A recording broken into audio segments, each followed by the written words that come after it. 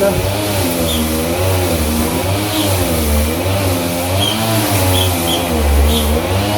Ayan. Batisan na.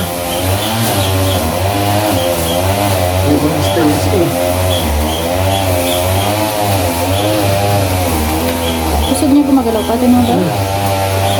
Ay, pwede pa yan. Ano mo, ibalik mo. Yan.